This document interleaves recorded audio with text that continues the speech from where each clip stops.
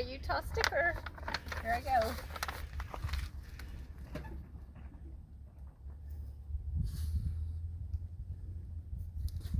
Smile, thumbs up.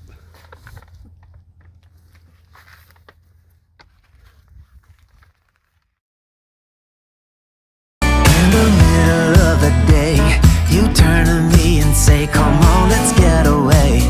Skip this town for a day. Get behind the wheel and drive. We don't care about the time with you by my side. I don't need to hide, I feel alive. You bring me coffee in the morning. Okay, we are trying to get ready to get out of here to go check out Zion.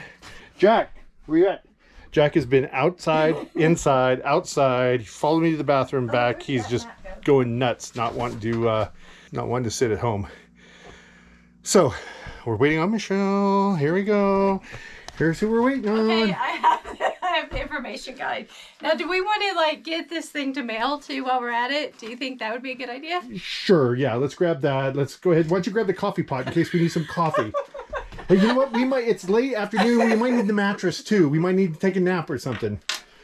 Just grab everything, okay? It's been an hour. It's Sunday. Okay. Okay, let's go. Oh, okay, we're going now. Hey, Jack went. I think he committed suicide. He just jumped off the back of the bus. Oh my gosh. The dog leash. We made it to the car. We started to pull out. Michelle got the mattress, the coffee pot, some other strap for something in Arizona. We're in Utah. And we realized we forgot the dog leash. We have the dog, and we just forgot the leash. All right. It's, I think, right by the door. Forrest, run! Run, Forrest! Run!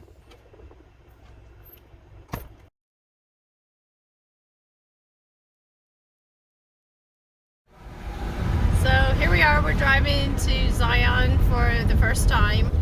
Really just to kind of check it out. It's kind of later in the day, like about 4:40. Whoops. Trying to clean the window for you. So I have to say, like, every corner is just super amazing, just driving through this for the first time. And, you know, we're still like probably 10 miles out, but I just am amazed at the beautiful rock walls of mountainside, and it's just gorgeous. Every corner we go around, it's like there's a different mountain. Yeah. It's like this big rock. It's like, ooh. Ew. Ah. Oh. I know. There's another one. Look at this. There's a third one. This is like just unbelievable. Super cool. This is the road that goes up here in like 15 miles, I think it said. There's a tunnel that you can drive through part of the mountain. It's supposed to be pretty cool. We're gonna possibly get to check that out also. Oh yeah, look over here on this side. Wow.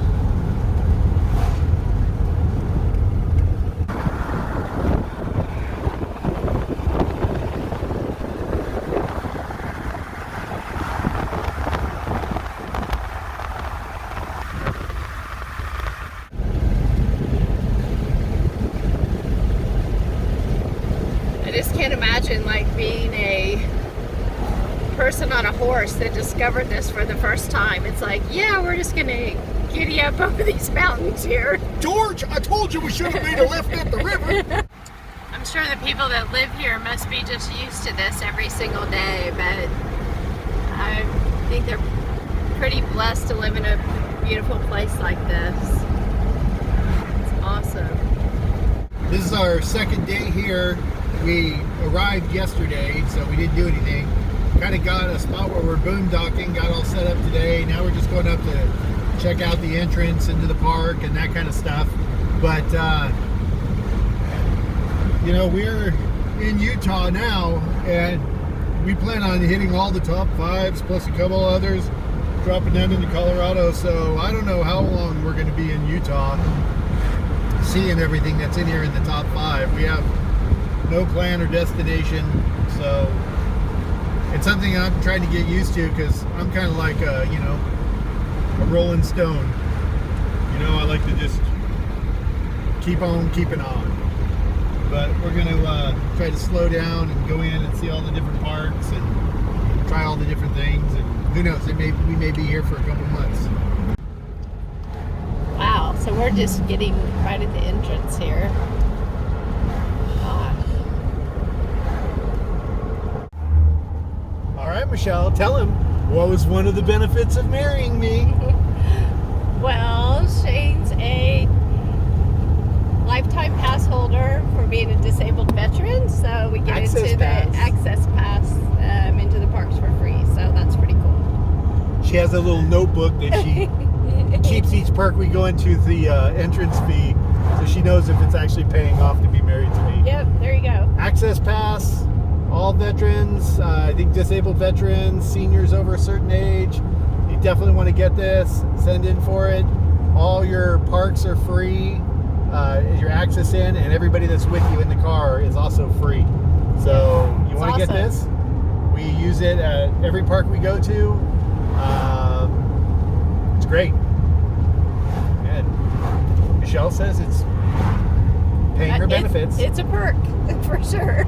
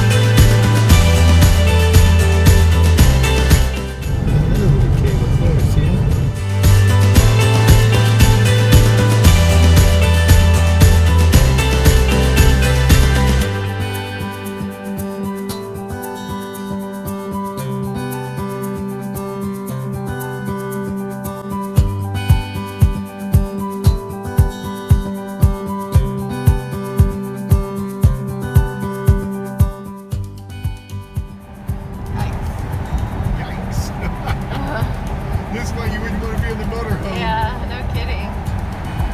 You feel skinny in the Jeep.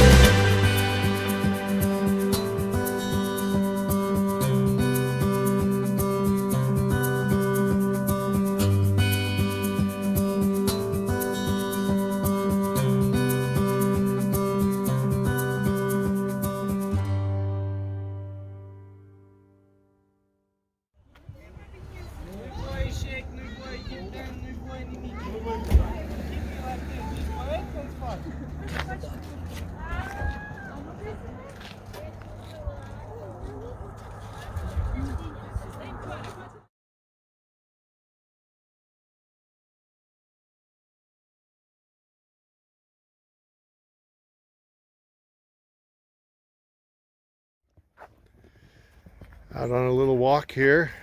I don't know who's walking who. Jack wanted to see Zion, so Michelle's getting her pictures. You can see a little bit of what we're walking through right now.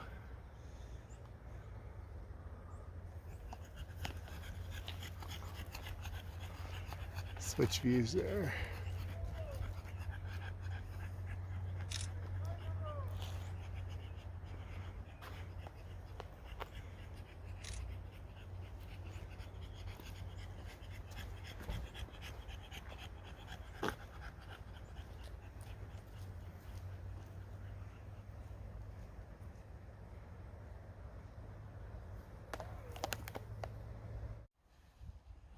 So beautiful here.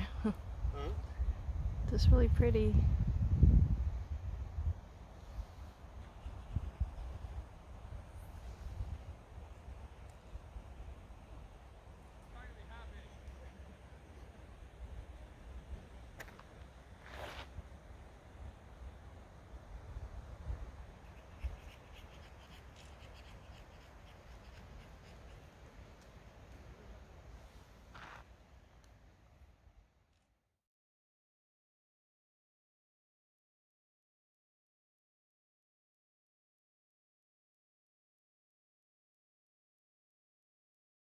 So last week we talked about in our couples corner. Okay, I have to start again. Okay, take two. Welcome to Couples Corner. Last week we talked about criticism, and this week we'd like to talk about defensiveness. And defensiveness is often used right after criticism. So if your partner's being critical, then typically the thing to do that most of us do is be defensive. And so one of the ways that we are defensive is that we try to explain like what we're doing, or say, you know, why this is happening, instead of just taking accountability. And that's really the antidote for defensiveness. So Shane, do you have a little bit more to say about that? Yeah, well, as she was saying, there's basically defensiveness comes in two forms. It comes in a counterattack, which is, you know, where we go back, yeah, well, what about you? You know, you didn't do this. And that's pretty common. The way we enter into the counterattack is pointing it out as the you. The secondary way that we go about it is we go about it as a victim. You know, why is it always my fault? I'm always the one that gets blamed for this kind of stuff. We try to do that. And defensiveness is a protective system where we're trying to protect ourselves from being led into conflict. And that's really where I was going, like with the explaining or trying to defend like why you did something, instead of taking that accountability and just saying, you know, you're right, I should, you know, do this a different way, or, you know, something along those lines. It really helps deflate the conversation and not escalate it, which typically defensiveness leads down a path of escalating the conversation, not helping in a conflictual time. Yeah, we want to use the antidote, which is learning to say yes to something, finding something that we can agree with in that. And this is not just in marriage, this is in contract negotiation, this is in all types of conversation. Looking for the yes in the conversation. You're right, I do need to help more.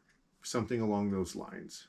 So, hey, thank you for being with us in Couples Corner. We hope you enjoyed the video, and we look forward to seeing you out on the road.